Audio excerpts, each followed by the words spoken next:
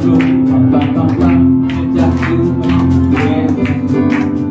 Oh, sukacitaku, sejak ku jumpa Yesusku. Dia mengasihi aku, takkan mati bagiku. Sukacitaku ini penuh. Sekali lagi dari awal. Oh, sukacitaku. Oh, sukacitaku, sejak ku jumpa Yesusku. Oh, sukacitaku, sejak ku jumpa Yesusku. Dia mengasihi aku, bahkan mati bagiku. Sukacitaku ini penuh.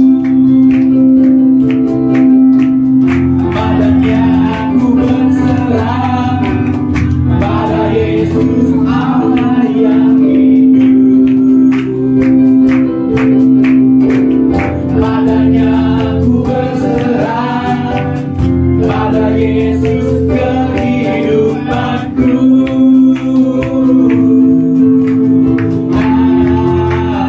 Sekali lagi oh,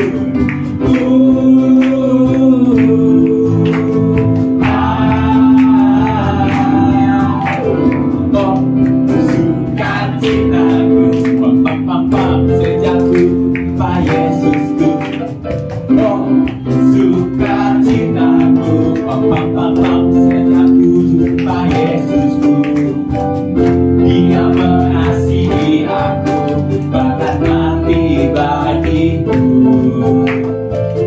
Sukacitaku ini penuh. Padanya aku berserah, pada Yesus Allah yang hidup. Padanya aku berserah, pada Yesus kehidupanku.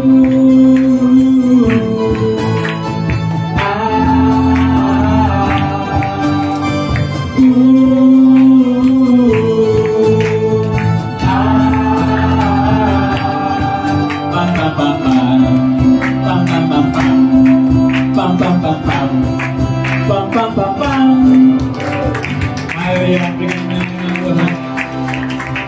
Masih semangat puji Tuhan, amin. Mau menerima sukacita dari surga, amin.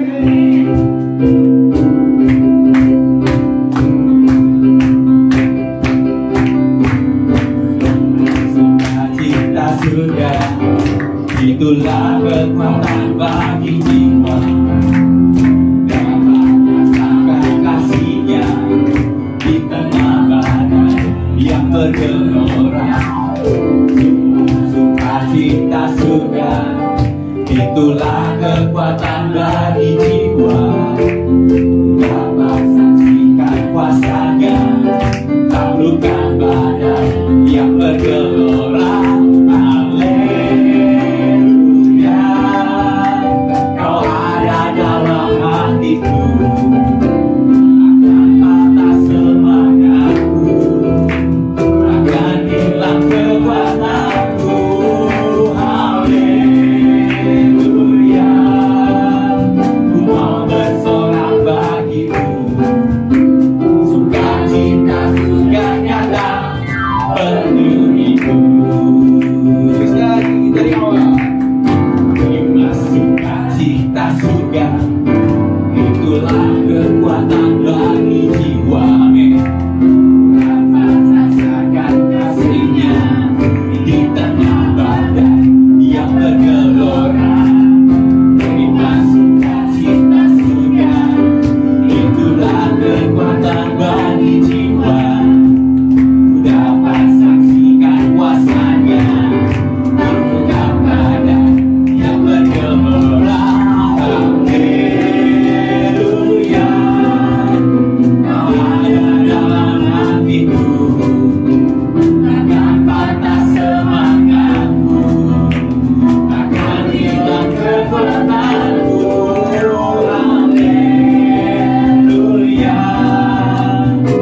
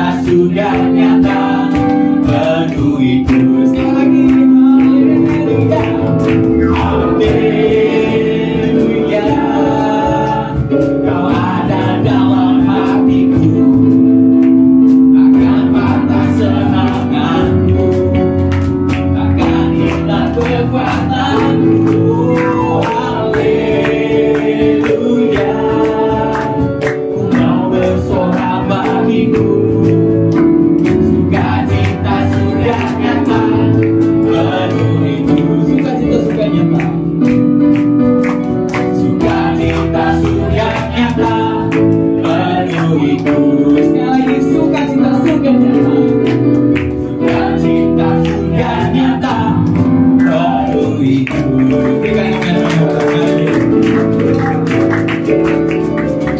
Baik Bapak Ibu Saudara semua, saya persilahkan bagi teman-teman.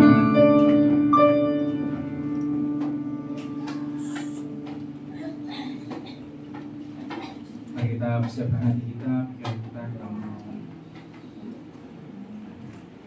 mulai menyembah. Terima kasih Bapak, terima kasih Tuhan atas kebaikan Kau Tuhan. Kasih-Mu Tuhan selalu ada dalam kehidupan kami Tuhan. Kami hari ini Tuhan, kami mau datang kepada Engkau Tuhan. Kami mau Tuhan, kami minta Tuhan untuk di awal hari ini Tuhan, di awal bulan ini Kau bersihkan Tuhan pikiran kami, hati kami Tuhan, tubuh kami dan jiwa kami Tuhan. Kau yang kuduskan hati kami dan Kau yang murnikan kehidupan kami Tuhan. Dan kami hari ini Tuhan, kami mau datang Tuhan, segenap hati kami, pikiran kami Tuhan, kami mau menyembah Tuhan, mengingat Engkau Tuhan. Karena tanpa-Mu Tuhan, kami tidak bisa melalui hari-hari yang berat Tuhan. Tanpa-Mu Tuhan, kami tidak bisa lanjut hidup Tuhan. Dan selama-lamanya kami membutuhkan Engkau Tuhan, karena Kaulah kekuatan kami Tuhan, Kaulah kehidupan kami Tuhan, dan Kaulah sumber segalanya Tuhan. Amin. Kami mau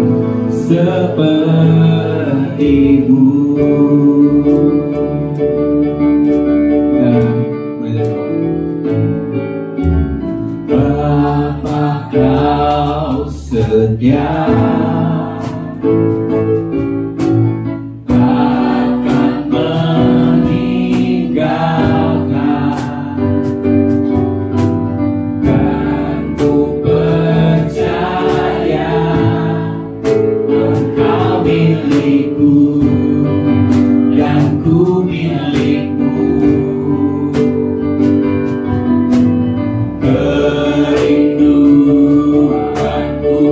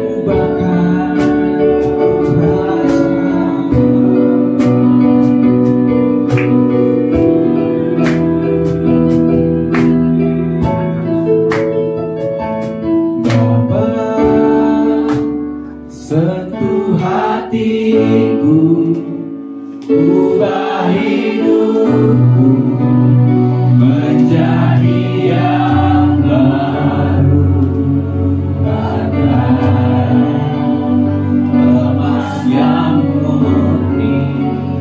Kau membentuk rencana hatiku.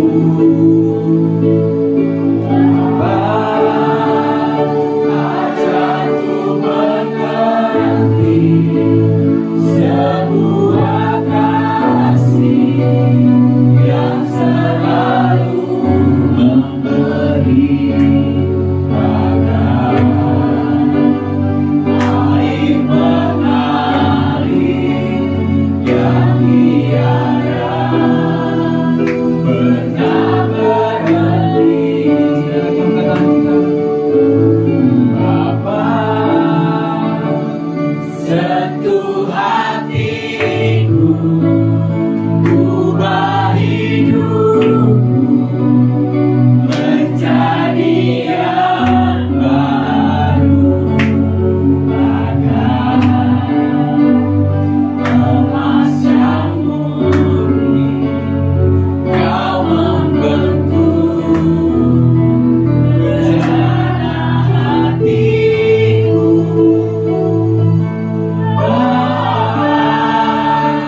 Ajarku mengerti sebuah kasih yang selalu memberi, bagai air mengalir yang tiada pernah berhenti.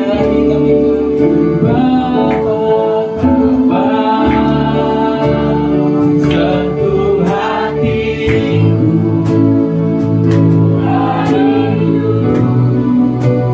menjadi yang baru, bagai emas yang murni.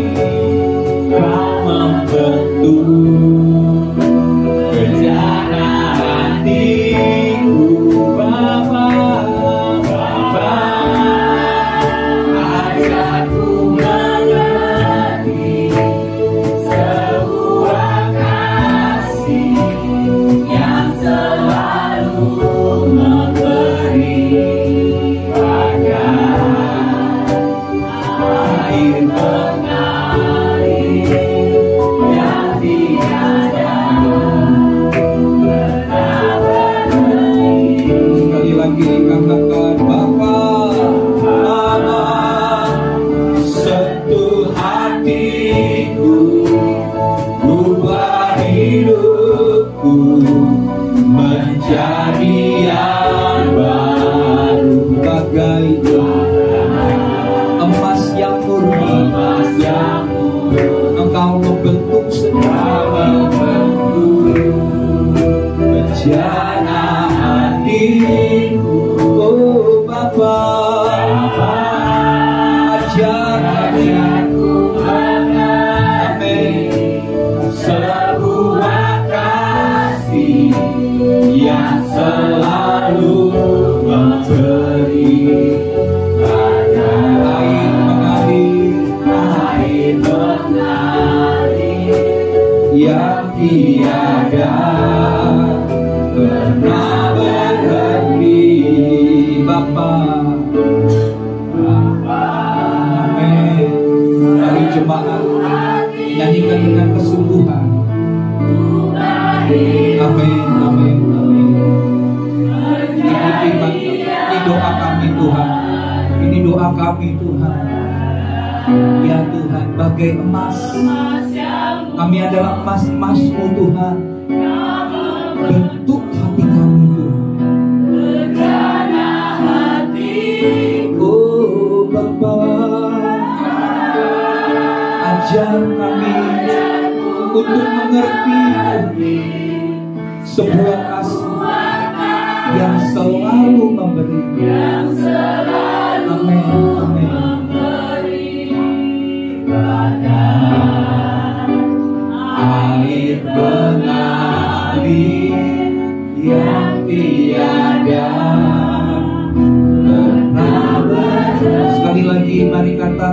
katakan Bapa. Kami mau Tuhan mengalami jamahan-Mu Tuhan. Kami mau Tuhan tanpa jamahan kami tidak dapat diubah Tuhan, tapi lewat jamahan-Mu kami menjadi manusia yang baru. Amin Tuhan. Kami dibentuk Tuhan. Yes Lord. Oh Bapa, ajarku mengerti sebuah kasih yang selalu memberi, bagaikan air mengalir yang tiada pernah berhenti, bagai air mengalir, bagai air mengalir yang tiada pernah berhenti, bagai air yang terus mengalir. Amin Tuhan. Jamaah-Mu, kasih-Mu Tuhan mengalir melalui kehidupan kami Tuhan, yang tiada pernah berhenti.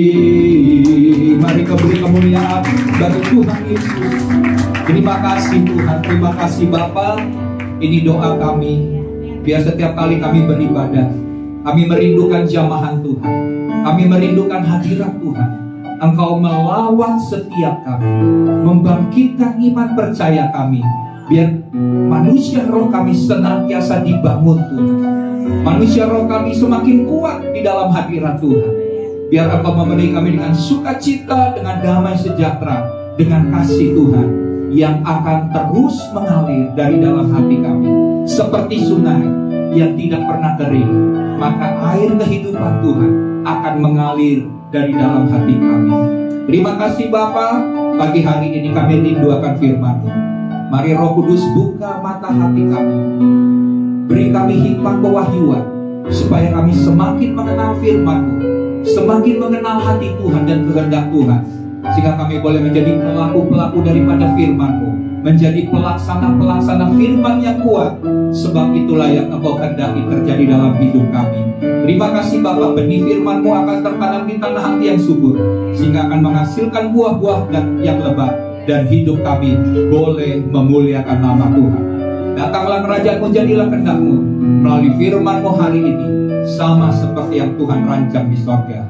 Dalam nama Tuhan Yesus, setiap kita yang siap dan rindu mendengarkan firman, bersama-sama katakan amin. Berkemuliaan bagi Tuhan Yesus. Silakan duduk Bapak Ibu Saudara. Puji Tuhan, shalom. Puji Tuhan, hari ini kita bersyukur Tuhan senantiasa baik atas hidup kita. Dia memelihara kita, Dia penolong yang setia, Dia yang menjaga hidup kita senantiasa baik sampai dengan hari ini. Puji Tuhan Bapak Ibu Saudara, bulan Juni ini bagi Gereja Betel Indonesia ya adalah bulan keluarga. Jadi tema-tema khotbah selama bulan ini bicara tentang keluarga ya.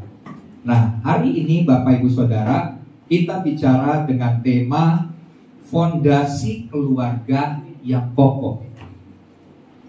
Bapak Ibu Saudara, dalam sebuah bangsa ya yang sehat, masyarakat yang sehat gitu ya, tentunya harus memiliki yang disebut kita sebagai orang Kristen, di mana pengajaran-pengajaran dalam gereja itu adalah pengajaran yang sehat, pengajaran yang benar, bukan pengajaran yang menyampaikan provokasi atau kebencian. Amin. Jadi pengajaran dalam gereja harus mengajarkan hal-hal yang sesuai dengan firman Tuhan. Dan kalau gereja ya di mana kita ada di dalamnya, tentunya kalau di dalam pengajaran gereja-gereja ini adalah pengajaran yang sehat, maka akan membuat keluarga-keluarga yang hadir di tengah-tengah gereja itu menjadi keluarga-keluarga yang sehat. Amin. Keluarga yang kuat. atau menjadi keluarga yang kokoh. Amin. Nah, oleh sebab itu hari ini kita akan bicara tentang keluarga. Jadi di gereja disampaikan tentang firman tentang keluarga. Supaya apa? Supaya kalau keluarga sehat, keluarga kokoh, maka akan membuat gereja kokoh dan masyarakat kota di mana gereja itu ada menjadi masyarakat yang kuat. Amin, yang kokoh. Nah, hari ini Bapak Ibu Saudara, kalau kita bicara soal keluarga Kristen yang kokoh, maka Bapak Ibu Saudara kita perlu serius untuk membangun keluarga yang demikian. Ya, kita harus sungguh-sungguh menyadari karena ada banyak contoh Bapak Ibu Saudara di mana banyak keluarga-keluarga di tengah masyarakat yang kita lihat jadi keluarga yang hancur-hancuran. Kita lihat bagaimana terjadi orang yang sudah menikah berpuluh-puluh tahun bisa saja cerai. Dan dampak daripada perceraian tentunya bukan saja yang rugi adalah suami istri yang bercerai itu, tapi yang merasakan dampak paling besar adalah anak-anak. Ya. Dan kita lihat bagaimana orang yang sudah menikah, yang udah dibilang suaminya udah bilang, wah istri saya ini paling baik sedunia misalnya gitu ya, tapi masih bisa Bapak Ibu Saudara bercerai karena ada yang disebut sebagai, ya ada istilahnya gitu ya, yang mengkompori atau menjadi menggoda sehingga keluarga-keluarga yang tadinya utuh menjadi hancur Bapak Ibu Saudara. Dan oleh sebab itu gereja harus mengajarkan firman Tuhan tentang membangun keluarga yang kokoh. Karena kenapa? Iblis sejak dari awalnya mau menghancurkan keluarga. Sebab kalau keluarga bersatu untuk melakukan firman Tuhan, untuk melakukan kehendak Tuhan, untuk hidup di dalam kebenaran, maka kerajaan iblis akan terganggu. Tapi kalau kita sungguh-sungguh melakukannya, dan kerajaan iblis akan dihancurkan melalui keluarga-keluarga yang membangun kehidupannya di atas firman Tuhan. Ya, jadi dalam membangun keluarga yang kokoh, kita perlu memiliki fondasi yang kuat sehingga tidak tergoyahkan oleh apapun.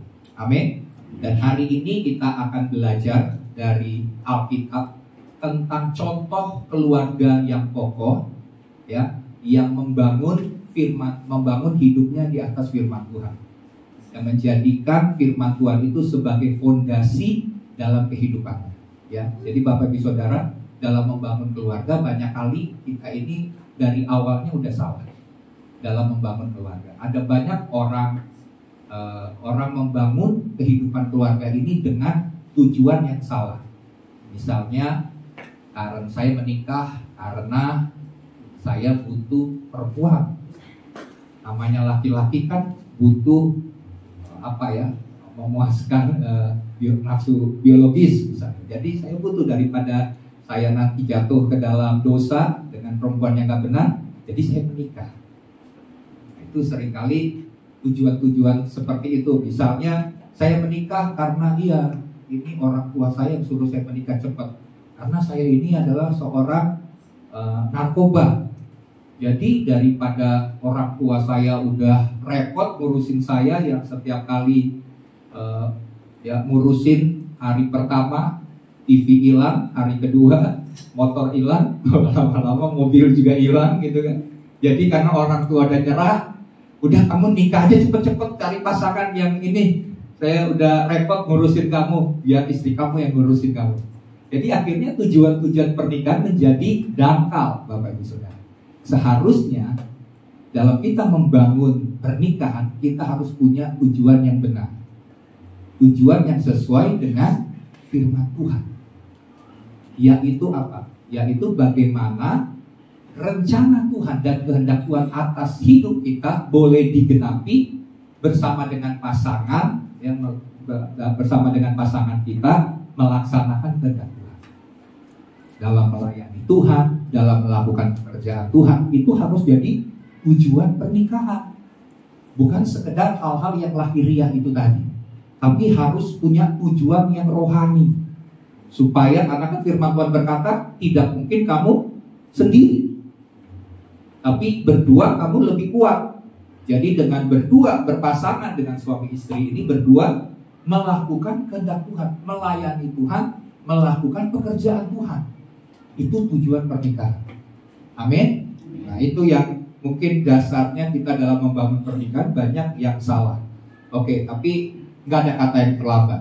Amin. Hari ini mari kita akan membangun sebuah keluarga yang kokoh dengan fondasi yang benar sesuai dengan firman Tuhan. Ya, hari ini Bapak Ibu Saudara kita akan melihat dari dalam Alkitab contoh teladan keluarga yang kokoh itu. Keluarga yang seperti apa? Ya, karena kalau kita tidak serius membangun hal ini, maka kita akan menjadi keluarga yang mudah tergoyahkan di tengah zaman sekarang ini. Yang pertama adalah Yosua. Nah, sebelumnya mari kita baca di dalam Yosua 24 ayat yang ke-14 sampai dengan ayat yang ke-18. Yosua 24 ayat 14 sampai 18. Nanti Bapak Ibu baca ayat yang ke-14, saya akan baca ayat yang ke-15. Kita bergantian sampai dengan ayat yang ke-18. Amin. Ya, sudah bisa lihat di layar ayat 14. Oleh sebab itu, takutlah akan Tuhan dan beribadahlah kepadanya dengan tulus ikhlas dan setia. Jauhkanlah ilah yang kepadanya nenek moyangmu telah beribadah di seberang sungai Efrat dan di Mesir, dan beribadahlah kepada Tuhan. Bapak Ibu Saudara, ayat 15.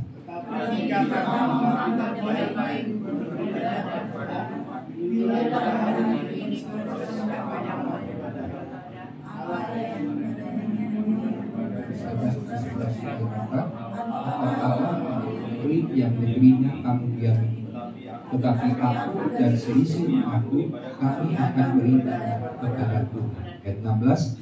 Lalu bangsa itu menjawab, jauhlah daripada kami meninggalkan Tuhan untuk beribadah kepada ilah lain.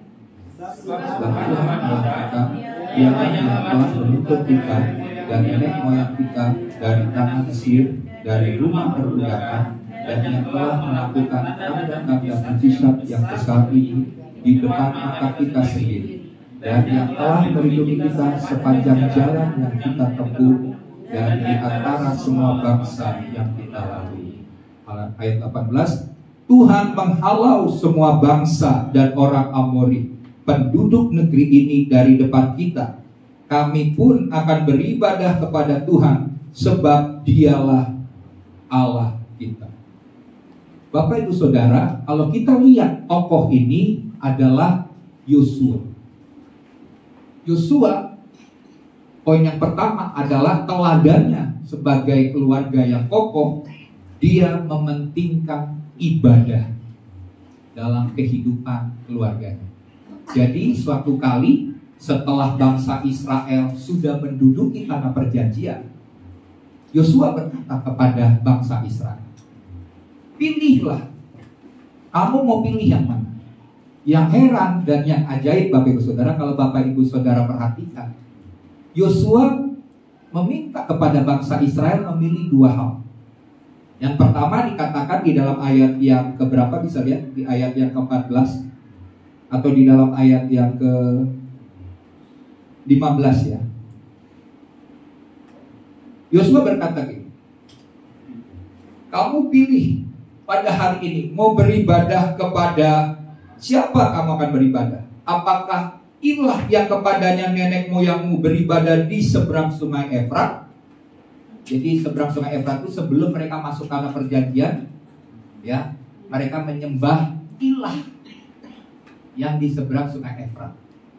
Atau kamu mau pilih ilah dari orang Amori yang negerinya kamu diami ini sekarang? Yosua tidak mengatakan kamu pilih Tuhanmu yang telah membawa kamu keluar dari tanah Mesir. Tapi Yosua katakan kamu pilih deh. Kamu pilih yang mana? Mau Tuhan ilah yang di seberang sungai Efrat, yang di situ tanahnya subur juga ya, sebelum mereka masuk tanah perjanjian ada sungai Efrat, di situ tanahnya itu subur. Ada ilah yang mereka sembah pada waktu itu di situ. Atau ilah yang kamu diami, yaitu ilah orang Amoni yang kamu diami sekarang. Kamu pilih dua itu.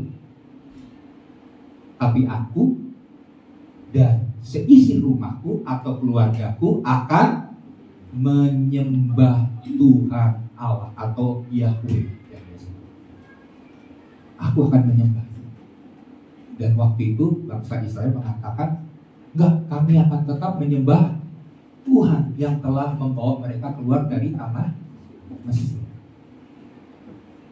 Jadi Bapak Ibu Saudara, kenapa Yosua harus bertanya kepada bangsa Israel? Kamu pilih ya?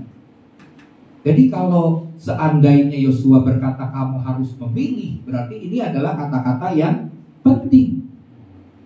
Kamu mau pilih beribadah kepada siapa? Ini harus menjadi sebuah keputusan. Gak bisa bilang, oh ya udahlah saya ikut aja lah, ikut-ikutan, ya kan? Saya ikut siapa yang ngajak saya, udah saya ikut. Enggak, kamu harus pilih mau beribadah kepada siapa. Ya, jadi Bapak Ibu Saudara, kalau mungkin ada jemaat di sini yang punya pemahaman atau misalnya sebagai orang tua, nenek moyang, leluhur yang menyembah kepada bukan seperti yang sekarang, ya, kembali firman Tuhan ini mengingatkan kepada setiap kita. Kita harus memilih, pilih beribadah kepada siapa. Karena Tuhan tidak mau kita menyembah kepada dua Tuhan, nggak bisa.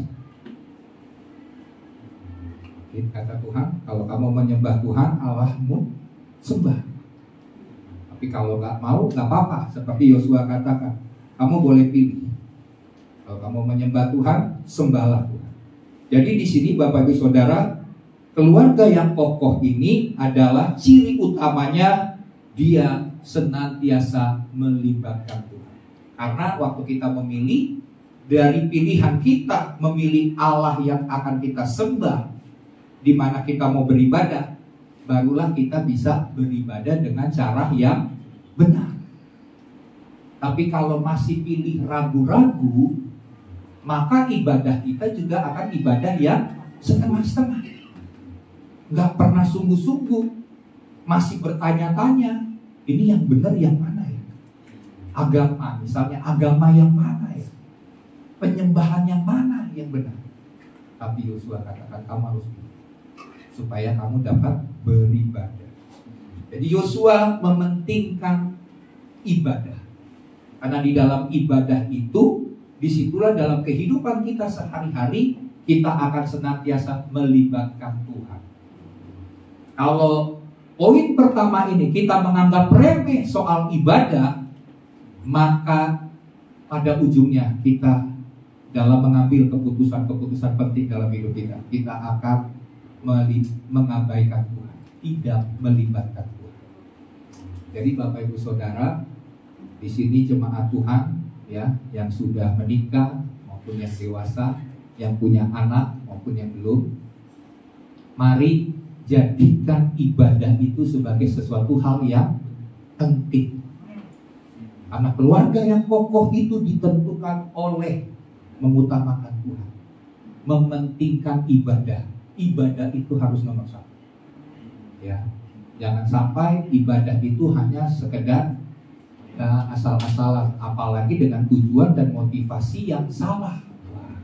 Yang salah banyak tentunya ya. Dengan motivasi yang tidak benar, jangan sampai. Harus betul-betul saya mau beribadah karena saya butuh Tuhan. Saya beribadah karena saya harus menyembah Tuhan yang benar. Saya harus melayani Tuhan yang benar. Kalau motivasinya salah, maka sia-sialah ibadah. Ya. Jadi sungguh-sungguh datang untuk berjumpa dengan Tuhan. Itulah yang akan membuat fondasi kerohanian kita menjadi fondasi yang kuat atau kerohanian yang benar. Jadi mumpung nih masih ada anak-anak Mari para orang tua didik anak-anak untuk beribadah. Jangan biarkan anak-anak mengikuti pilihannya sendiri. Enggak. Selagi kita sebagai orang tua, kita punya tanggung jawab untuk mengajak anak kita, ayo beribadah. Jangan tidak beribadah hari ini, karena ini adalah hari Sabat. Karena firman Tuhan katakan, kuduskanlah hari Sabat. Harus ajak anak-anak kita untuk beribadah. Ya. Keluarga Yosua adalah merupakan contoh. Mereka menekankan pentingnya ibadah. Tidak peduli apakah bangsa Israel pada waktu itu mau memilih beribadah atau tidak beribadah. Bagi Yosua itu nggak penting. Yang penting saya dan keluarga saya, seisi rumahku, kami akan menyembah Tuhan yang benar, menyembah atau beribadah kepada Tuhan. Jadi penting ya memilih untuk sungguh-sungguh mengambil keputusan di dalam melakukan ibadah. Karena kalau kita tidak memilih beribadah, iblis akan mengalihkan fokus kita, menganggap bahwa ibadah itu bukan sesuatu hal yang penting. Ada berbagai macam alasan kan. Contohnya kemalasan. Kemalasan bisa membuat seseorang tidak mementingkan ibadah. Terus apalagi? Kesibukan. Sibuk kerja, sibuk apapun, itu bisa membuat kita mengabaikan ibadah. Padahal ibadah itu adalah hal yang penting. Yosua menekankan pentingnya ibadah itu. Karena kalau iblis sudah mengalihkan fokus kita dari mencintai Tuhan kepada mencintai dunia, Yesus berkata begini, kamu tidak dapat mengabdi kepada dua Tuhan. Mari baca ayat. Firman Tuhan dalam Matius 6 ayat 24. Yesus berkata begini. Matius 6 ayat 24. Tak seorang pun dapat mengabdi kepada dua Tuhan. Karena jika demikian, ia akan membenci yang seorang dan mengasihi yang lain. Atau ia akan setia kepada yang seorang dan tidak mengindahkan yang lain. Kamu tidak dapat mengabdi kepada Allah dan kepada Mammon. Jadi kalau kita tidak menjadikan ibadah itu sebagai sesuatu hal yang penting, mengabdi kepada Tuhan itu melalui ibadah sebagai sesuatu hal yang penting, kamu akan ditawari oleh iblis untuk mengabdi kepada Tuhan yang lain. Dan Yesus mengatakan bahwa Tuhan yang lain itu adalah Mammon. Jadi hanya ada dua pilihan. Kenapa Yesus sampai mengatakan seakan-akan Mammon itu sebagai saingannya? Dan zaman sekarang ini sudah terbukti, betul kan? Kalau kita tidak mengabdi, kita tidak beribadah kepada Tuhan, hanya satu pilihan. Kalau kamu tidak beribadah kepada Tuhan, kamu akan mengabdi atau beribadah kepada iblis. Dalam hal ini Mammon. Apa itu Mammon? Mammon itu cinta akan uang. Hanya ada dua, cinta akan Tuhan atau cinta akan Mammon. Dan saya perhatikan Bapak Ibu Saudara, anak-anak muda zaman sekarang sudah tidak mementingkan akan ibadah. Mereka lebih penting, ngapain lah ibadah terus. Minggu ibadah gereja, Senin misalnya Sabtu pemuda, terus Senin ibadah wanita, ya kan, Selasa ibadah pria, ya kan, Rabu komsel, Kamis pemuritan, Jumat setiap hari ini ibadah dulu katanya. Udahlah, kapan kerjanya nih, ya kan? Kapan cari duitnya? Ya nggak juga harus seperti itu ya. Jadi semua hari dari Senin sampai Minggu ibadah terus, persekutuan terus gitu, enggak. Tapi kan ada waktu-waktunya. Ya kalaupun misalnya kita ibadah hanya 2 jam, ya nggak lama-lama. Tapi kita harus menginvestasikan waktu kita untuk bersekutu dengan Tuhan bersama dengan saudara-saudara seiman, yaitu beribadah. Jangan sampai waktu kerja kita lebih banyak dari persekutuan kita dengan Tuhan. Itu yang akan membuat kita tidak sadar, tanpa kita sadari kita sudah mengabdi kepada Mammon. Dan anak muda zaman sekarang mengatakan, wah yang penting duit, uang. Memang kita butuh uang, betul kan? Saya juga butuh uang. Semua kita butuh uang. Tapi uang bukan segalanya. Tuhanlah yang harus kita kejar. Karena firman Tuhan, berkat Tuhanlah yang menjadikan kita kaya. Susah payah tidak dapat menambahi. Jadi waktu kita bekerja, dengan waktu bekerja kita yang sudah ada, kita maksimalkan. Tapi di waktu kosong kita harus juga menginvestasikan waktu untuk beribadah. Makanya kalau hari Minggu saya tekankan kepada jemaat jangan sampai tidak beribadah. Hanya hari Minggu kadang-kadang. Belum cuma tambah mungkin komsel atau mungkin ada ibadah pemuda tambahan. Kan waktunya sangat sedikit. Tapi bagaimana kita sungguh-sungguh mengabdi kepada Tuhan, maka disitulah berkat Tuhan akan dicurahkan atas hidup kita. Jadi hari ini ambil dan pilihlah keputusan untuk mau beribadah. Amin. Walaupun ada tantangan tentunya dalam kita beribadah seperti saya katakan tadi, tetapi kita harus mengatasinya secara bersama-sama. Kalau anak mulai males beribadah, ayo ajak. Kalau perlu bangunkan dia belum bangun. Kalau zaman dahulu siram pakai air gitu. Nggak tahu zaman sekarang masih begitu nggak ya? Belum bangun-bangun dibangun-bangunin, belum bangun-bangun siram pakai air langsung bangun. Ya zaman saya kalau orang tua saya sangat menekankan. Walaupun di tengah ketidakpengertiannya secara rohani ya, secara rohani nggak begitu dalam. Walaupun orang tua saya majelis, tapi mereka awalnya itu terus meminta supaya setiap hari Minggu harus ke gereja. Jangan lupa beribadah ke gereja setiap hari Minggu. Karena firman-Nya berkata, kuduskanlah hari Sabat. 6 hari kamu bekerja, ada 1 hari kamu kuduskan untuk beribadah. Ya. Nah, dalam firman Tuhan lagi, yaitu dalam 1 Timotius 4 ayat 7-8. Mari bisa kita baca ayatnya juga. Firman Tuhan berkata begini, tetapi jauhilah tahayul dan dongeng nenek-nenek tua. Latihlah dirimu beribadah. Kenapa seakan-akan suruh membandingkannya jauhi tahayul dan dongeng nenek-nenek tua? Maksudnya apa? Itu pemahaman-pemahaman yang nggak benar kadang-kadang. Waktu kita tidak beribadah, kita nggak mengerti. Kita pikir ini oh iya ya. Itu kata orang tua dulu katanya kalau misalnya di rumah nggak boleh pakai payung. Ya memang ngapain di rumah ngapain pakai payung? Nanti sial. Ya, jelas sial. Bukannya sial sih, nggak ada gunanya gitu kan. Terus misalnya kalau sapu tuh yang bersih, ya. Kalau nggak bersih nanti kamu punya pacar atau punya istri berewokan. Karena nggak bersih ya. Ya itu kan pemahaman kayak begitu ya. Ya saya nggak pernah lihat sih ada istri yang berewokan gitu ya. Nah, cuma dibuat seperti itu, ya jauhi hal-hal yang pemahaman situ. Karena kenapa?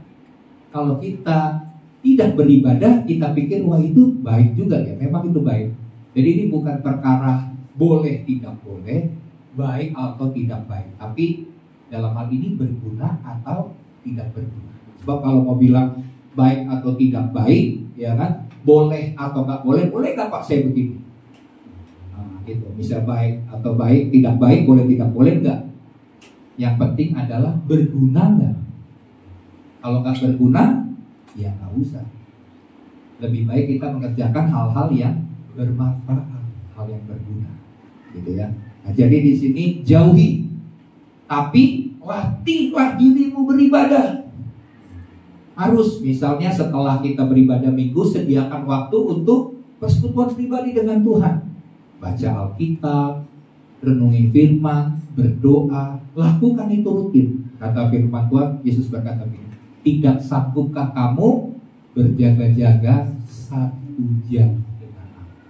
Itu minimal kita bersekutu, Baik mungkin di tengah kesibukan kita bisa kita sambil putar lagu, sambil masak. Itu kan persekutuan kita dengan Tuhan. Kita berdoa bagi keluarga kita dimanapun mereka berada, itu persekutuan dengan Tuhan.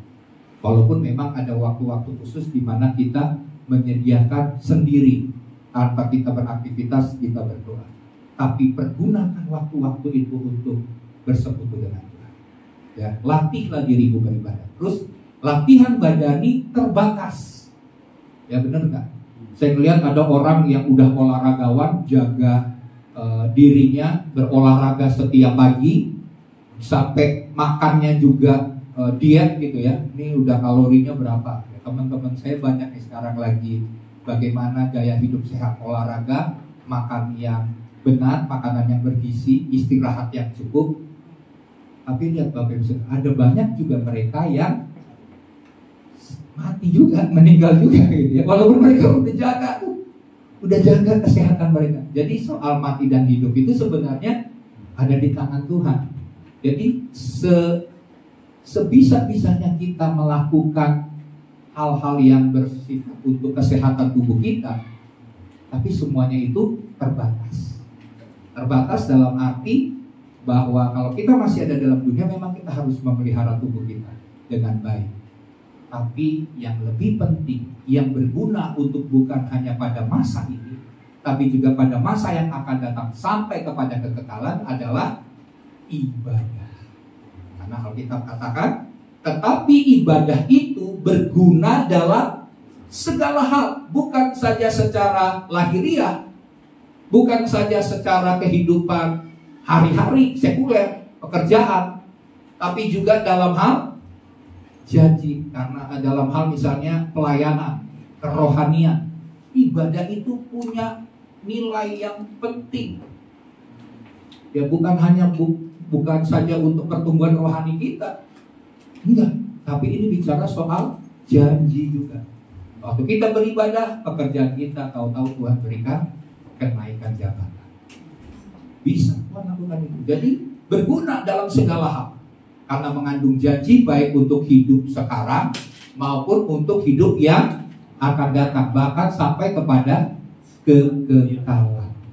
Wah, ini gunanya ibadah yang tidak terbatas.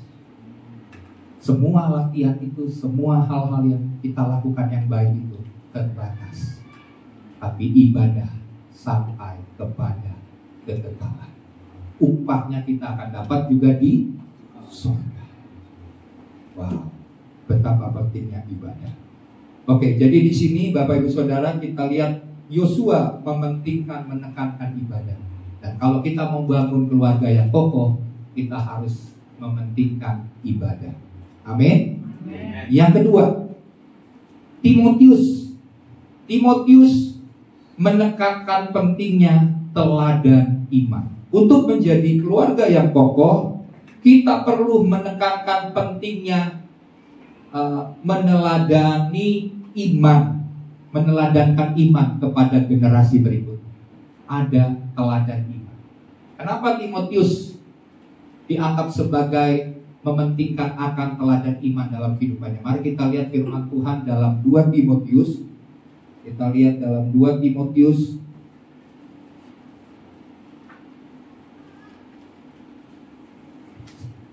ya 1 ayat 3 sampai dengan ayat yang kelima. Saya akan bacakan ayatnya.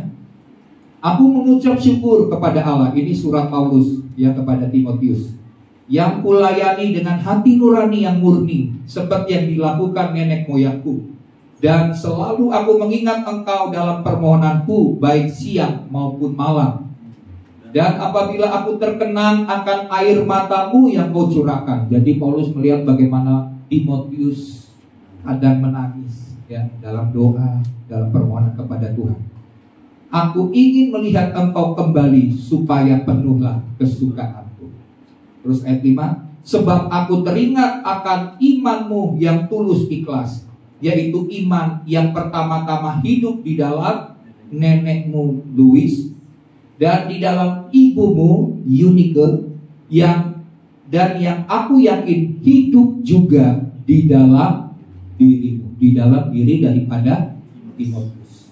Jadi kita lihat di sini bahwa Timotius menjadi orang yang penting bagi Paulus, berharga bagi Paulus karena pelayanannya. Walaupun dia masih muda, tapi dia adalah orang yang baik. Bahkan di usia muda ini dia menjadi gembala dari jemaat, kalau nggak salah, di Efesus. Jadi Paulus mengatakan bahwa anak ini punya potensi luar biasa. Kenapa Timotius punya kehidupan yang baik, kehidupan rohani yang baiklah di tengah lingkungan, bahkan dipakai Tuhan menjadi gembala pada masa itu? Karena Paulus melihat bahwa dia ini dididik dari 2 generasi di atasnya. Siapa yang mendidik Timotius sehingga menjadi anak yang baik, orang yang baik? Yang pertama dari neneknya, teladan iman dari neneknya yang bernama Louis. Kemudian yang kedua, teladan iman dari ibunya yang bernama Eunice. Jadi dari sini kita lihat ternyata untuk membuat teladan, menjadi teladan iman bagi anak-anak kita. Kadang-kadang kan kita berpikir begini, oh hanya ayah, hanya laki-laki. Banyak orang-orang, anak-anak kehilangan figur seorang ayah. Nah, banyak ayah-ayah yang hidupnya tidak benar, ya. Mereka sibuk cari uang, saking sibuk cari uang lupa sama keluarga. Sudah dapat uang banyak, lupa juga sama keluarga, sama anak-anak. Karena udah banyak uang. Laki-laki kan kalau udah banyak uang gampang tergoda, ya, Bapak Ibu Saudara. Nah, jadi ternyata Timotius mengalami hal yang sama. Makanya sekarang, pada zaman sekarang ini banyak pelayanan-pelayanan kaum pria, pelayanan-pelayanan bagi bapak-bapak sedang dibuat gitu ya, untuk membuat kaum pria ini punya pemikiran bahwa mereka ini adalah sumber, bahwa pemulihan keluarga itu harus dimulai dari seorang ayah yang benar. Ayah itu harus memiliki sikap hati seorang bapak yang mengasihi istri dan anak-anaknya dengan benar. Tapi sekalipun misalnya mungkin ayah atau orang tua kita laki-laki ini belum bertobat, dari contoh ayat ini kita lihat bahwa Timotius dididik oleh dua orang perempuan. Yang satu neneknya dan yang satu ibunya.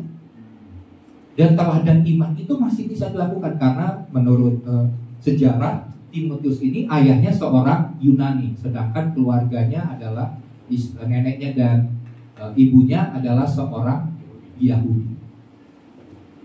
Jadi di sini sekalipun mungkin ayah kita belum bertobat, tapi saya berharap jemaat di sini GB Alpha Omega, para ayah yang sudah hadir di sini hidup harus dalam pertobatannya. Jangan sampai orang begitu di dunia ini banyak kehilangan figur seorang ayah. Dan kita yang sudah di dalam Kristus, kita harus kembali kepada panggilan kita, bahwa kita ini adalah figur seorang bapak. Karena figur bapak itu sangat dibutuhkan oleh anak-anak.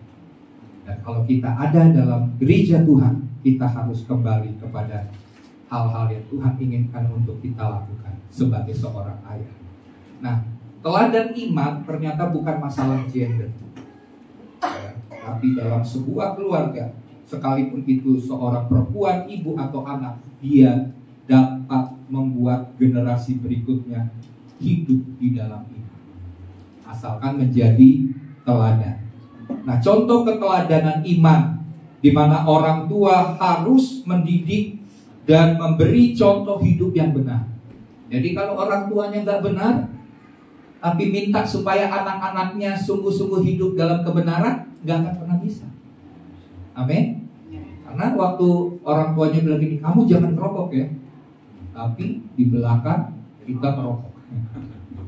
Ada loh ibu-ibu perempuan yang merokok, tapi kita bilang anak-anak jangan merokok ya. Bagaimana kita bilang jangan merokok sedangkan kita merokok? Jadi contoh, anak-anak itu nggak pernah mendengar kadang-kadang kata-kata kita, tapi dia bukan cuma dengar kata-kata, dia juga melihat contoh hidup, teladan hidup. Dan jadi ini harus dimulai dari orang tua yang hidup dalam firman Tuhan, hidup dalam kebenaran, mendidik anak dengan cara yang benar, ya. Terus pikiran, perkataan, perbuatan kita itu harus benar, jangan negatif. Kalau pikiran kita negatif, perkataan kita negatif, perbuatan kita juga tidak benar, jangan harap anak kita juga jadi benar. Tapi kalau pikiran kita sesuai firman Tuhan, pikiran yang benar, perkataan kita juga perkataan penuh kasih, perbuatan kita juga mencerminkan Kristus yang hidup dalam diri kita, anak-anak juga akan mau hidup dalam kebenaran. Itu pasti, ya. Jadi mari kita lihat bagaimana nih caranya supaya kita punya hal-hal yang benar ini. Ya, jangan sampai kita punya pikiran yang jahat. Jadi jangan juga kita punya perkataan yang kotor. Kita sering menghina orang. Kalau kita sering menghina orang, nanti anak kita juga suka menghina orang. Kalau kita juga suka gosip, berkata dusta, nah, maka anak kita juga jadi suka berbohong dan berdusta karena dia melihat contoh orang tua. Jangan juga berperilaku yang negatif. Misalnya kita melakukan dosa perzinahan, sudah tahu itu merupakan dosa, kita tetap melakukan dosa perzinahan, maka anak-anak kita juga jatuh dalam dosa perzinahan. Anak kita sudah melakukannya terlebih dahulu. Demikian juga jangan juga kita sombong. Perkataan-perkataan kita yang sombong itu membuat anak juga melihat, tuh, apa-apa kok orang tua saya ngomongnya begitu sombong, ya kan? Ada istilah katakan biar miskin asal sombong. Ada juga begitu, saya juga heran juga tuh begitu punya pemahaman biar miskin asal sombong. Kamu kalah, ada lebihnya sombong. Jangan Bapak Ibu Saudara, kita harus sungguh-sungguh menerapkan kehidupan yang benar karena kita harus jadi teladan iman bagi anak-anak kita. Ulangan 11 ayat 16 sampai 21.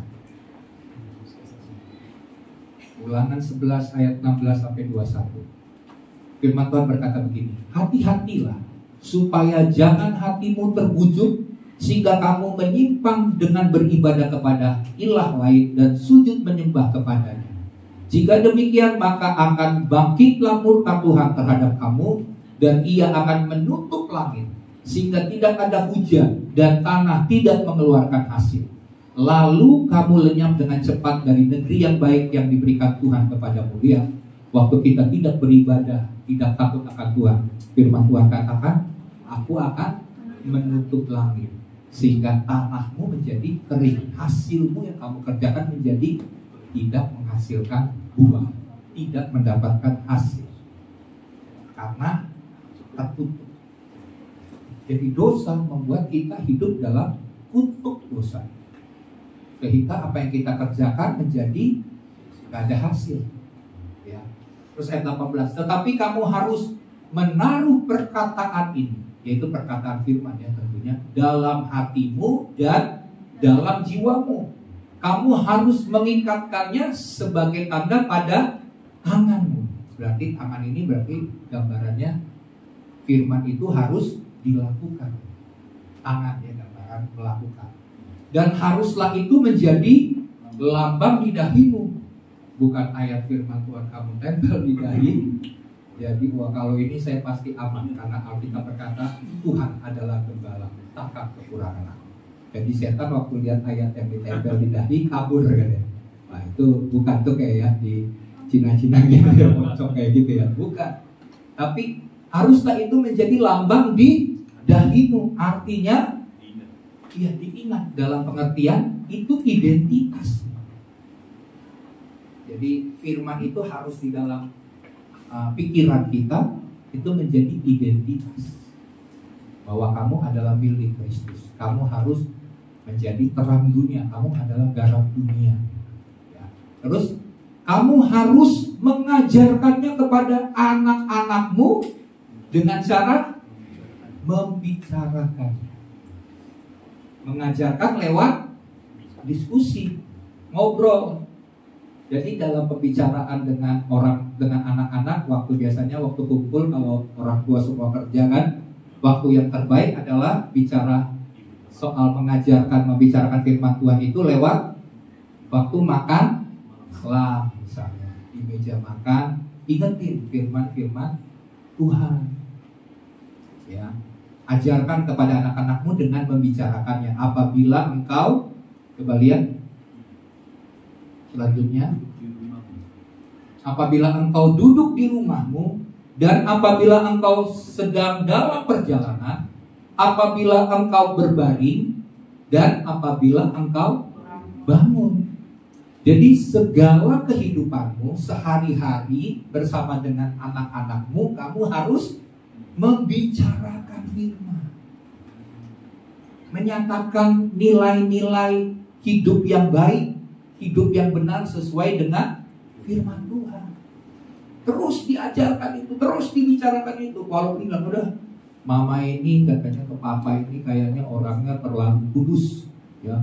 Kayaknya semua firman, apa-apa firman Tuhan, gak apa-apa. Karena ini yang harus kita ajarkan. Selagi kita masih ada waktu, kita masih bisa mengajarkan anak soal firman Tuhan, itu kesempatan, itu tanggung jawab kita. Karena ada waktunya, kalau mereka sudah besar, firman itu akan tertanam dalam hati mereka. Tapi kalau kita tidak pernah mengajarkannya, waktu mereka sudah besar, untuk menjangkaunya akan lebih sulit, akan lebih sukar. Ya, jadi ajarkan itu. Dimanapun, kapanpun ada kesempatan, ajarin firman, ajarin soal kebenaran, ajarin tentang nilai hidup yang baik. Engkau harus menuliskannya pada tiang pintu rumahmu dan pada pintu gerbangmu. Wah, ini berarti gambarannya Pak. Bicarakan, mengajar, terus nulis. Supaya, kenapa perlu ditulis? Supaya tetap diingat. Diingat pada waktu pintu masuk rumah, di tiang pintu rumahmu. Berarti keluar masuk rumahmu, kamu akan ingat. Ini loh firmannya. Keluar masukmu, waktu kamu keluar kamu tahu firman. Waktu kamu masuk, kamu mengerti soal firman. Jadi ditulis dalam tiang pintu rumahmu dan pada pintu gerbangmu. Dimanapun ayat firman itu harus terngiang-ngiang dalam hidup kita. Makanya saya pernah diajarin beberapa pengajar khotbah ya, mengatakan mereka menulis ayat firman Tuhan itu di kaca. Jadi sambil mereka nyisir, ada ayat, langsung diucapin ayat firman Tuhan. 1 hari, 2 hari ditempelin tambah ayat-ayat baru. Akhirnya kacanya penuh dengan ayat firman Tuhan. Sampai gak bisa lagi ngaca. Maksudnya terus ingat firman Tuhan. Misalnya di rumahmu ditaruh ayat-ayat firman Tuhan. Jadi bukan kebetulan kalau ada pajangan-pajangan di rumah ayat-ayat firman Tuhan itu, supaya waktu kita lihat, oh ini ayatnya. Tuhan memberkati rumah ini. Itu juga jadi doa kita, ya. Kemudian dikatakan dalam ayat 21, supaya panjang umurmu dan umur anak-anakmu di tanah yang dijanjikan Tuhan dengan sumpah kepada nenek moyangmu, untuk memberikannya kepada mereka selama ada langit di atas bumi. Ini janji Tuhan. Hanya jangan heran, karena orang Yahudi dididik sedemikian. Mereka dari kecil, dari usia dini sudah diajarkan menghafal ayat firman Tuhan, Taurat bagi mereka ya. Mereka jadi anak-anak yang cerdas, anak-anak yang pintar. Jadi mereka waktu lahir sudah diucapkan firman. Masih bayi, ya masih dalam kandungan, ayahnya ini akan baca ayat firman Tuhan, ibunya juga membaca ayat. Jadi semenjak bayi sudah diucapkan kepada anak. Waktu dia lahir, didoakan. Tuhan berkati anak ini supaya bertumbuh jadi dewasa, jadi anak yang takut akan Tuhan. Semuanya rohani, semuanya diajarkan sesuai dengan firman, dan hasilnya mereka jadi orang-orang yang hebat, cerdas.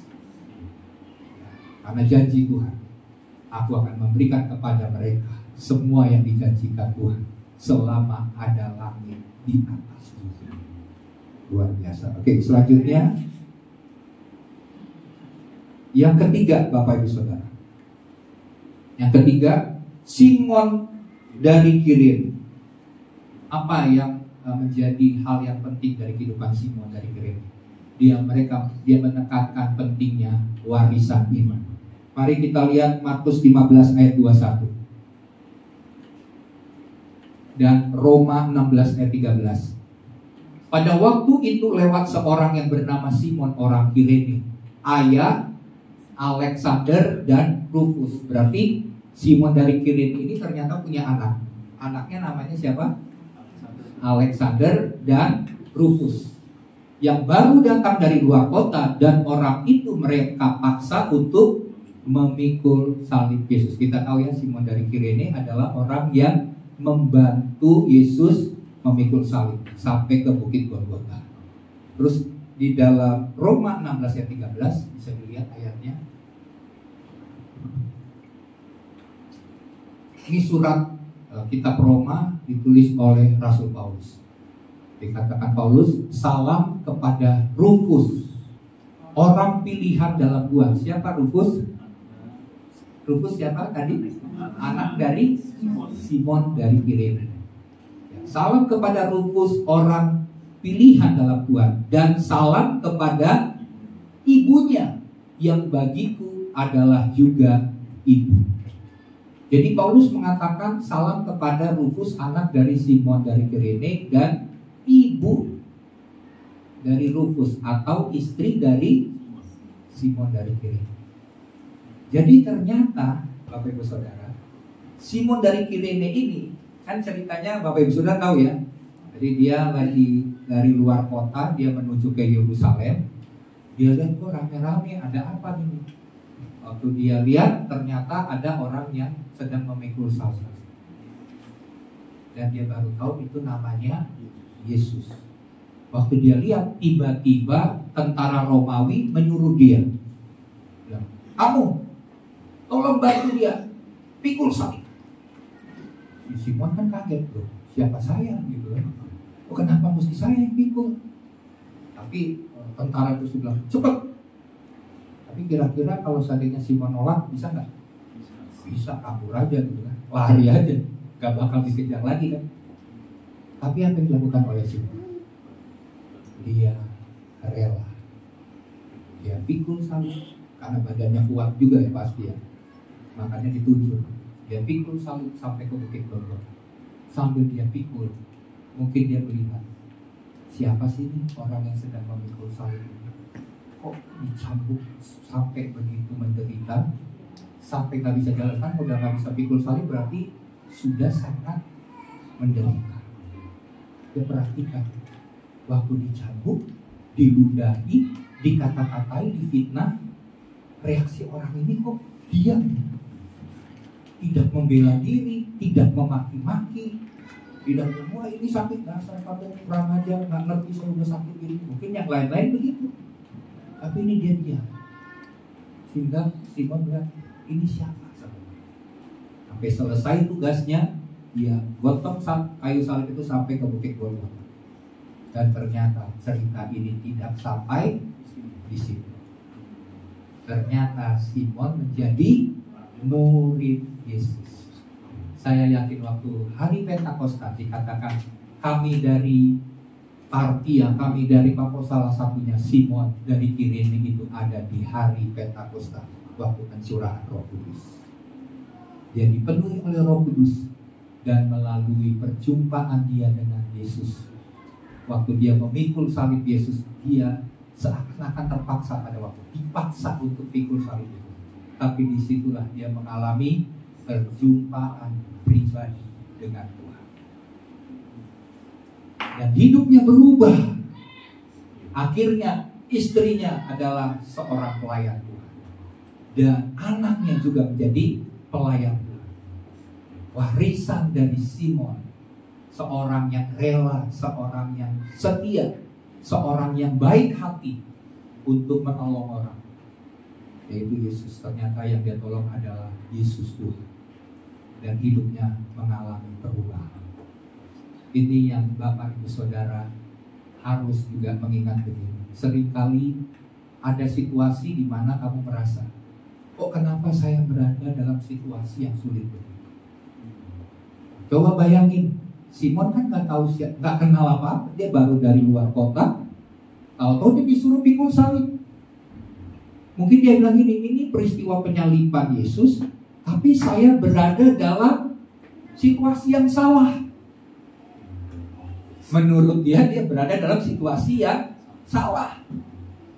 Tapi sebenarnya dia berada dalam situasi yang benar, di tempat yang benar, di waktu yang benar. Ternyata di situ dia ketemu dengan Tuhan. Mungkin Bapak Ibu Saudara berpikir begini, kenapa saya harus, ini saya yang sudah menikah dengan suami seperti ini, atau kita sudah menikah, kenapa saya ketemu dengan istri yang seperti ini? Seakan-akan kita salah. Tapi percaya, semua ada dalam kendali Tuhan. Semua situasi itu ada dalam kendali Tuhan. Turut bekerja dalam segala sesuatu untuk mendatangkan kebaikan. Yang penting respon kita harus respon yang benar. Makanya ada istilah bagi kaum muda ini yang belum menikah, katanya kalau belum menikah buka mata lebar-lebar, tapi kalau sudah menikah tutup mata. Pakai kacamata kuda katanya, nggak boleh lihat kiri kanan lagi, karena itulah keputusan kita. Jangan juga salahkan Tuhan, tapi kalau memang sudah hal-hal yang buruk misalnya terjadi, ya kita tahu Tuhan bisa memulihkan atas kehidupan keluarga kita. Jadi yang ketiga, Simon dari Kirene mementingkan tentang warisan iman. Firman Tuhan berkata bahwa orang yang baik itu memberikan warisan kepada anak dan cucunya. Ya, warisan. Tapi ada banyak warisan. Orang baik dia memberikan mungkin warisan harta yang banyak, warisan properti rumah, terus dia berikan aset, dia berikan bisnis bagi anak-anak dan cucunya, sehingga anak-anak dan cucunya itu dapat hidup tenang, bahagia karena hartanya banyak. Itu orang yang baik. Jadi kalau mau jadi orang baik harus mikirin juga anak-anak supaya warisan dari orang tua itu ada. Tapi nggak cukup cuman harta, itu semua baik. Tapi ada hal yang lebih berharga, lebih penting yang harus kita wariskan lebih daripada harta yang banyak. Karena harta itu juga bisa habis, betul nggak? Kalau anak kita tidak bisa mengelola harta itu, walaupun harta itu bisa sampai 7 keturunan, dalam waktu singkat bisa habis. Ada banyak contoh. Kalau nggak bisa dikelola 1 tahun aja, paling lama 5 tahun, kembali seperti semula, karena tidak dapat mengelola dengan benar. Tapi kalau kita mewariskan iman, kita nggak perlu takut. Ya, suatu kali saya pernah dengar cerita begini. Ini hanya contoh aja ya, bagaimana kita penting mewariskan hal yang baik. Suatu kali Presiden Soekarno tanya kepada Presiden Yugoslavia, kalau nggak salah namanya Tito ya, Presiden Tito. Presiden Soekarno tanya begini, nanti kalau kamu mati, apa yang kamu wariskan kepada negara? Presiden Tito berkata begini, saya punya tentara yang kuat. Saya percaya dengan tentara yang kuat, pemerintahan negara kami akan aman. Tapi akhirnya Presiden Tito tanya kepada Soekarno, apa yang kalau kamu sendiri, apa yang kamu wariskan buat negara? Saya mewariskan Pancasila. Karena dengan Pancasila negara akan aman. Saya melihat situasi bangsa di mana penuh dengan keberagaman suku, agama, kepercayaan, maka saya mewariskan Pancasila. Apa yang terjadi beberapa tahun kemudian? Yugoslavia pecah, dan akhirnya sekarang ini kalau nggak salah nggak ada negara lagi ya, menjadi negara Kroasia dan Serbia kalau nggak salah, pecah. Sudah tidak ada lagi negara Yugoslavia karena pecah. Tentara tidak bisa menjadi. Tapi Soekarno dia mewariskan Pancasila, sehingga sampai sekarang keutuhan kesatuan negeri ini masih bisa terpelihara dengan Pancasila. Dia tidak mewariskan tentara, ya. Padahal untuk lebih bisa membuat negeri ini hancur atau terpecah, Indonesia, karena Indonesia dari berbagai macam sukunya ada banyak di Indonesia, ratusan, belum suku, agama, kepercayaan berbeda-beda dari Sabang sampai Merauke, tapi masih bisa bersatu karena ada menanamkan nilai-nilai Pancasila. Nah, saya mau berkata Bapak Ibu Saudara bahwa kita harus menanamkan warisan iman. Amin. Warisan iman akan menjamin anak-anak kita jadi orang yang berhasil dan sukses. Kalau kita hanya memberikan harta yang banyak, harta itu sementara, akan cepat habis. Tapi kalau anak-anak itu hidup dalam takut akan Tuhan, menghormati Tuhan, menghormati orang tua, menghormati pemimpin yang ada di atasnya, patuh melakukan segala firman Tuhan, maka anak-anak kita menjadi anak-anak yang sukses dan berhasil di masa depan. Amin buat firman Tuhan. Mari kita akan persiapkan diri untuk masuk dalam perjamuan kudus.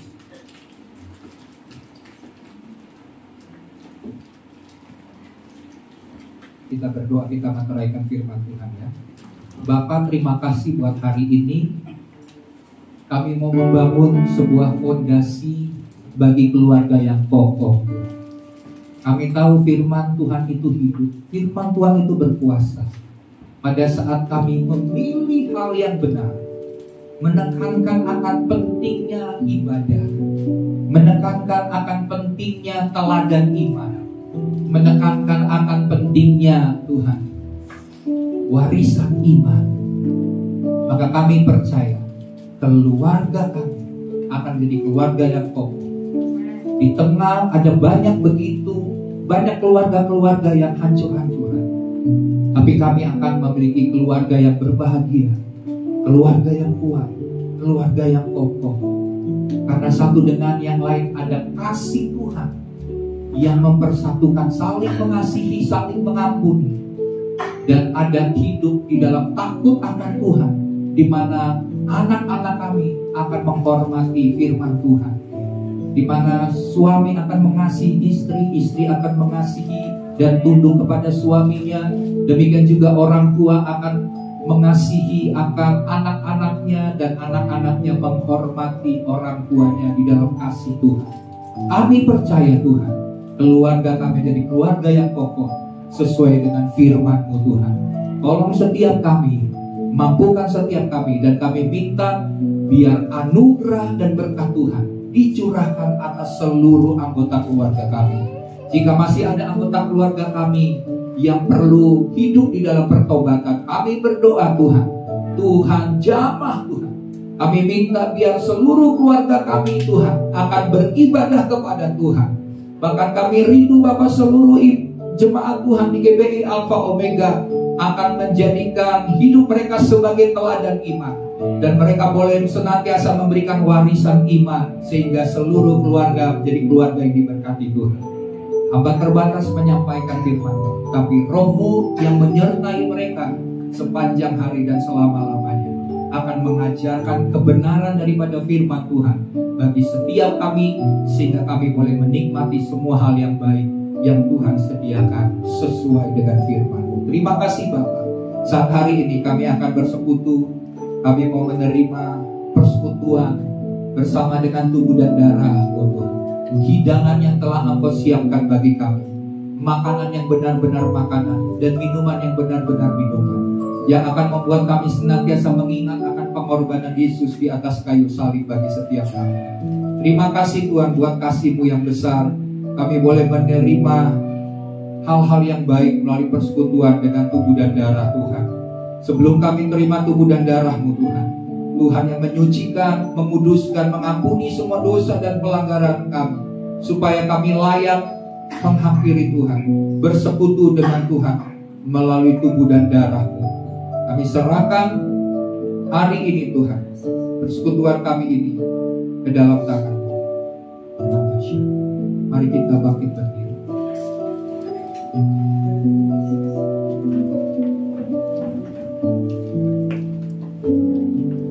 Tuhan, mari kita angkat dulu roti dan anggur di atas kepala kita. Tuhan, ini roti dan anggur. Kami percaya pada saat kami memakan dan meminumnya, Engkau yang mengubahnya menjadi tubuh dan darah. Ini menjadi sebuah peringatan bagi kami bahwa kami adalah satu di dalam Tuhan. Kami adalah tubuh Kristus. Kami adalah saudara-saudara seiman di dalam Kristus. Dan pada saat kami terima persekutuan dengan tubuh dan darah Tuhan ini, kami menyadari kami bersatu dengan Tuhan kami. Engkau Tuhan hidup dan tinggal di dalam kami. Kami hidup dan tinggal di dalam Tuhan. Bahwa hidup kami bukan kami lagi, melainkan Kristus yang telah mati, yang telah menebus dosa-dosa kami, yang telah membeli dan membayar harga untuk menebus kami, sehingga kami adalah milik Tuhan. Hidup kami bukan untuk diri kami sendiri, tapi hidup kami adalah bagi Tuhan. Terima kasih ya Tuhan. Hari ini Tuhan, kami kembali boleh mengingat akan pengorbanan Tuhan di atas kayu salib. Dan setiap kali kami makan tubuh-Mu dan minum darah-Mu, biar kami senantiasa mengingat akan kasih-Mu Tuhan. Terima kasih Bapa. Terima kasih. Mari kita angkat roti di atas kepala kita.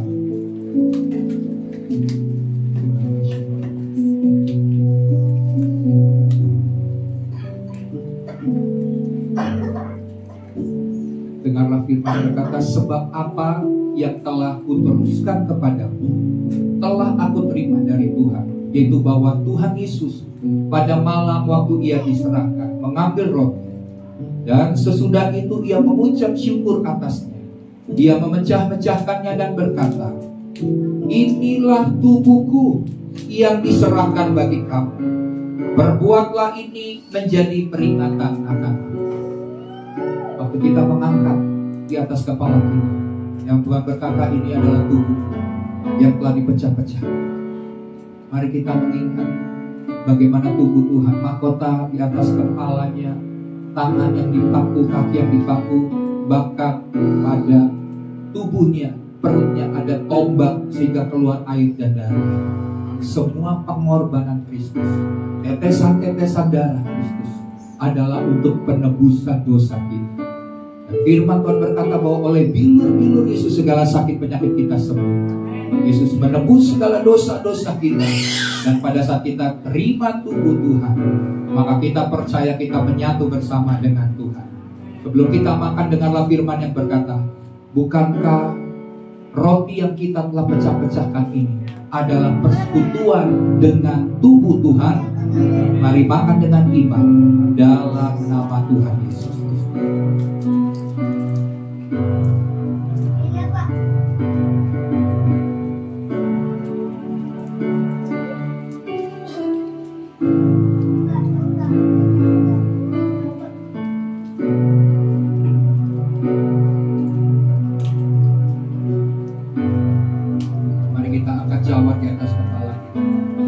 Demikian juga ia mengambil cawan sesudah makan lalu berkata, cawan ini adalah perjanjian baru yang dimeteraikan oleh darah. Perbuatlah ini setiap kali kamu meminumnya menjadi peringatan akan aku. Sebelum kita mengangkat, kita meminum akan cawan perjanjian yang baru ini, kita percaya waktu kita mengangkat perjanjian yang baru ini, maka semua hal yang lama akibat dosa, semua perjanjian yang lama sudah digantikan dengan perjanjian yang baru. Maka segala hal-hal yang baru akan kita terima. Yang lama sudah berlalu, yang baru itu sudah datang. Dan waktu kita meminum, kita percaya bahwa darah Yesus menyucikan hati dan pikiran kita. Darah Yesus memeteraikan kita bahwa kita adalah milik pusaka Tuhan. Dan kita mengalahkan iblis yang mendakwa kita siang dan malam. Firman Tuhan berkata, oleh darah anak domba dan oleh perkataan kesaksian kita. Karena kita tidak takut bahkan menghadapi maut sekalipun. Karena Tuhan hidup dan tinggal di dalam kita. Dan jika Tuhan ada bersama-sama dengan kita, siapakah lawan kita? Kita adalah umat yang lebih daripada pemenang. Persoalan, pergumulan, masalah apapun, kita dapat mengatasinya karena Tuhan senantiasa beserta atas hidup kita. Mari sebelum kita minum, dengarlah firman yang berkata, bukankah cawan yang olehnya kita naikkan ucapan syukur ini adalah persekutuan dengan darah Kristus? Mari kita minum dengan iman dalam nama Tuhan Yesus.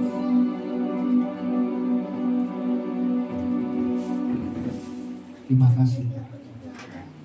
Bukan karena kebaikan kami, bukan karena perbuatan kami, bukan karena apa yang kami lakukan, tapi semua karena anugerah, keselamatan, kehidupan kekal, janji-janji Tuhan, Engkau yang akan memberikannya kepada kami.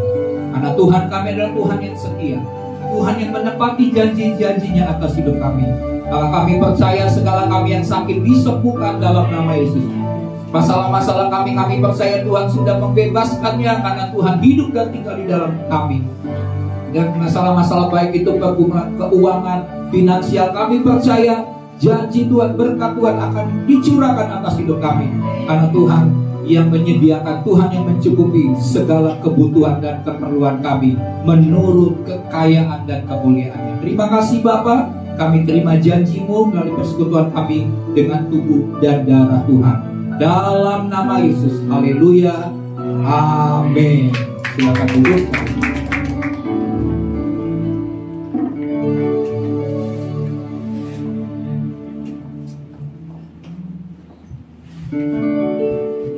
Puji Tuhan. Baik, selanjutnya kita persiapkan, kita mau masuk persembahan. Silakan yang bertugas bersiap-siap. Sebelum itu mari kita bersatu dalam doa.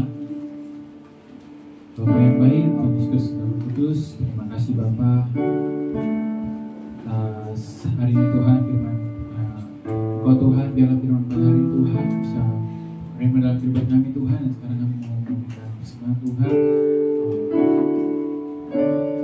Biarlah Engkau Tuhan memberkati tangan-tangan yang memberi baik yang belum bisa memberi Tuhan. Dan biarlah pemberian ini Tuhan, persembahan ini Tuhan bisa sebagai ucapan syukur kami Tuhan, dan syukur itu Tuhan yang kemuliaan bagi nama-Mu Tuhan. Terima kasih Bapa, dalam nama Tuhan Yesus, haleluya, amin.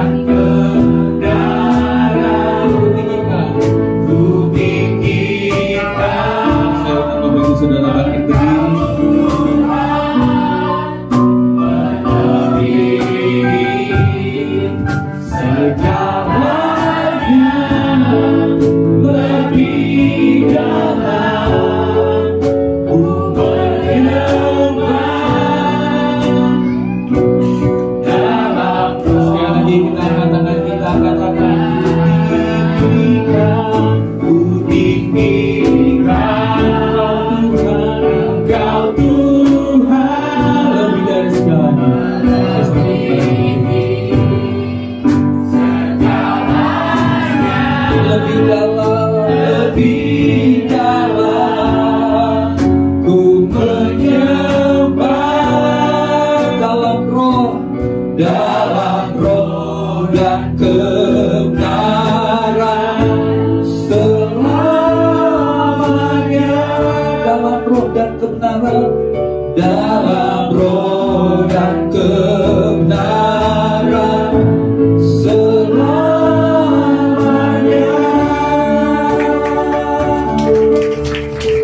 Terima kasih Bapa, Engkau yang kami tinggikan, Tuhan yang kami sembah, yang kami agungkan. Tidak ada nama lain yang kami agungkan selain di dalam nama Yesus Kristus Tuhan kami.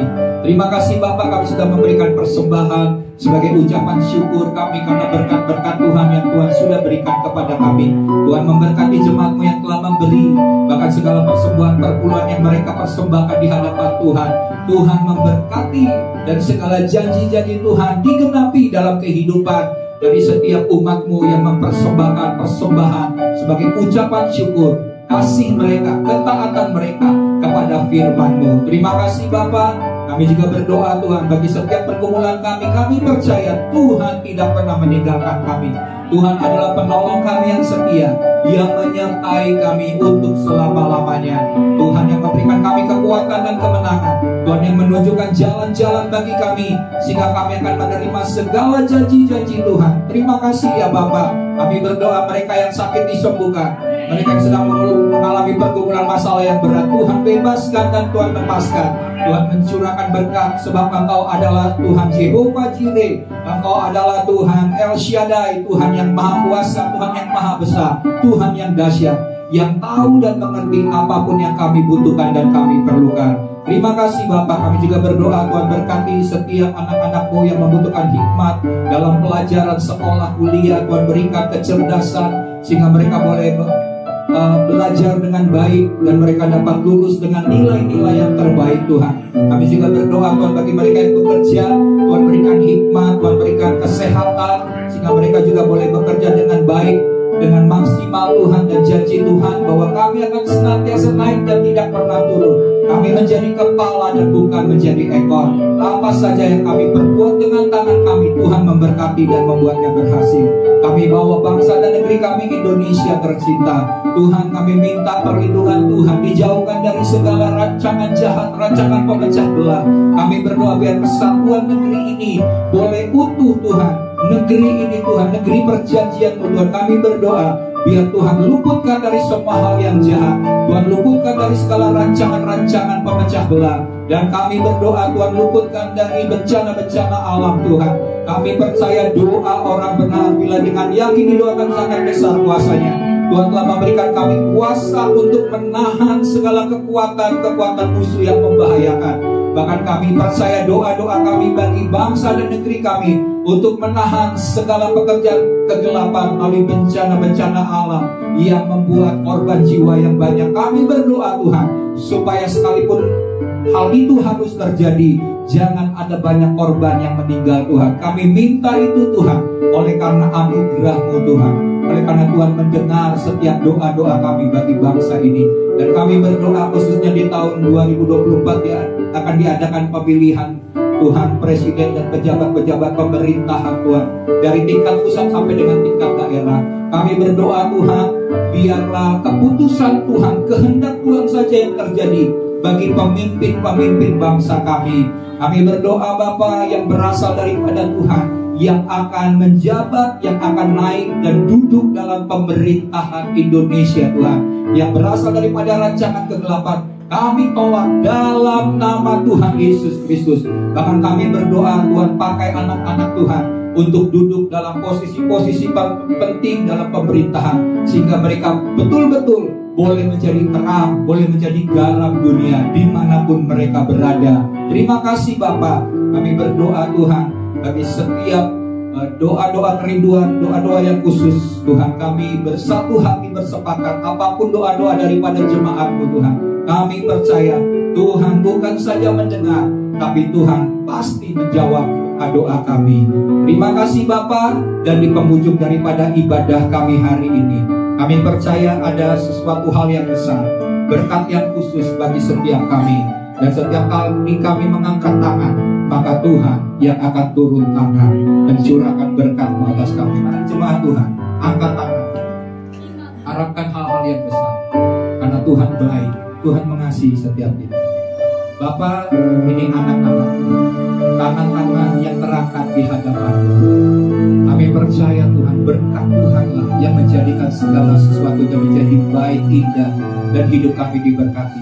Oleh sebab itu kami berdoa, biarlah berkat daripada Bapa Sorgawi, kasih setia, kasih karunia daripada Tuhan Yesus Kristus, dan persekutuan dengan Roh Kudus menyertai engkau, dicurahkan atas kehidupanmu, dan apa saja yang kau kerjakan dengan kedua tanganmu, Tuhan memberkati dan membuatnya berhasil.